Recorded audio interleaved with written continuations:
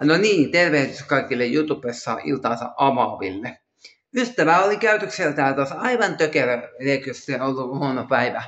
Mä oon sanonut silleen, että ei tarvitsisi purkaa toisiin ihmisiin, vaikka kuinka on huono päivä.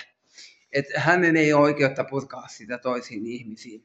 Mutta nyt mä tulin kertoa teille, että mä laitan videon tuonne YouTubeen, jossa kerrotaan Honor X6 latausnopeus. Eli kuinka nopeasti tämmöinen 5020 mAh saadaan täyteen niin 35-wattisella niin latauksella. Käykää katsoa se video, siinä mä selitän teille, että miten ja kuinka nopeasti tuollainen niin saadaan täyteen tuollainen akku 5020 mAh, niin 35-wattisella latauksella. Käykää katsoa se on aika huima. Mä en löytänyt yhden videon vaan, siitä ei hirveästi ole ihmiset tehnyt mitään artikkeleita.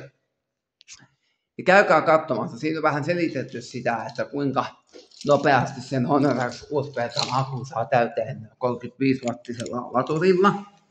Et käykää katsomassa se tuolta YouTubesta. Hämmästytte kyllä.